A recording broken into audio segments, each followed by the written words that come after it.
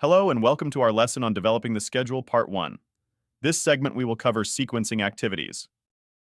Sequencing activities is concerned with determining and documenting the relationships and dependencies between activities in order to create a logical sequence for project work.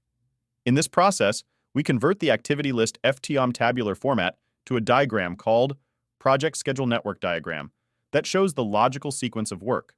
The project schedule network diagram is analyzed at a later stage in schedule development after estimating duration of each activity to determine the critical path and slack or float of activities. The precedence diagramming method, or PDM, is a schedule development model.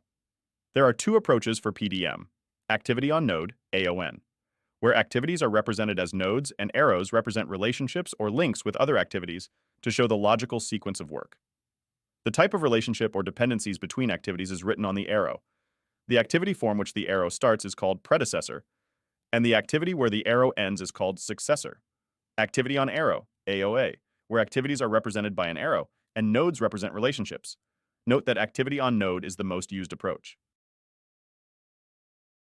Relations or dependencies between the different activities characterized by being either hard dependencies or mandatory dependencies, those imposed by regulations, legal or contractual obligations, or inherent in the nature of the work.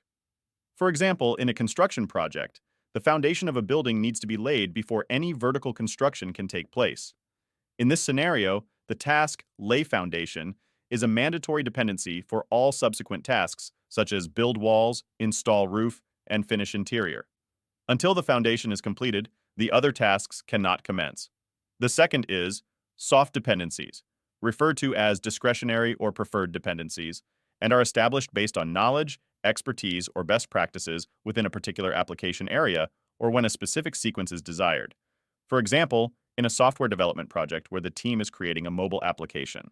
One of the tasks is design user interface, UI, and another task is conduct user testing. While there is a logical flow from designing the UI to conducting user testing, it's not mandatory that user testing cannot begin until the UI design is complete. The team might choose to conduct initial user testing on a basic prototype before finalizing the UI. Therefore, the dependency between design UI and user testing is discretionary, providing flexibility for the team to decide the most efficient sequence based on project needs and constraints. There are four common types of dependencies or relationships that may exist between activities. The type of dependency must be considered as finish to start. FS. The default type of dependencies and most used, where a successor activity can only start when the predecessor activity finishes. For example, build walls can only start after lay foundation finishes. Start to start, SS, where a successor activity cannot start until a predecessor activity has started. For example, in a software project, developing a new module can start as soon as testing of the previous module starts. Finish to finish, FF, where a successor activity cannot finish until a predecessor activity has finished. For example, writing a book has to finish so that editing the book can finish. And start to finish, SF, is a very uncommon and rare to use type, where a successor activity cannot finish until a predecessor activity starts.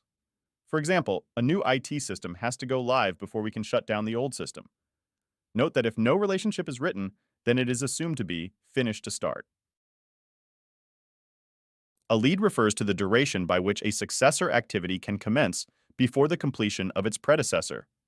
For example, in a software project, testing may start 2 days before completion of development, demonstrating a lead of 2 days. In a finish-to-start relationship, a lead is typically denoted as a negative value. Lag represents the duration by which a successor activity is postponed in relation to its predecessor.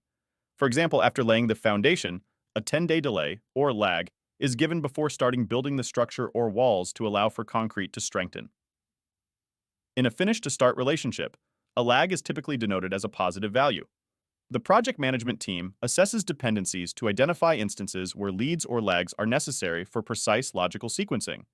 It is crucial to note that the use of leads and lags should complement, not replace, schedule logic. Additionally, duration estimates for activities do not incorporate leads or lags.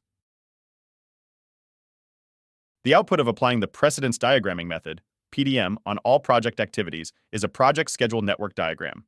In the sample shown for a software project, once the project starts, database design and user interface design may start. Since database design and user interface are related to each other, as some database fields may need to be shown in the user interface, they have a finish-to-finish relationship. Both database design and user interface have to finish for development of modules to start. Note that you don't have to write finish to start relationship, as this is the default.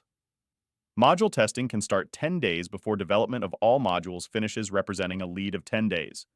Development of all modules and all modules testing have to finish for integration testing to be performed. And the project finishes after integration testing finishes. It is important for a project manager to know how to construct and comprehend a schedule network diagram. However, in complex projects where there are many activities, developing it manually becomes a difficult and time-consuming task. Most widely used project management software support creating the schedule network diagram from the activity list. Once the schedule network diagram is completed, the activity list should be updated. For each task in the activity list, enter in the dependency attribute field the ID of the predecessor task, type of relationship, and lead or lag if any, and the software will construct the schedule network diagram. In the example shown, module testing has a predecessor of development of modules, relationship is finished to start, and there is a lead of 10 days. This is the end of this segment of our lesson. This course is presented to you by South Europe College. Thank you for listening, and see you on our next segment.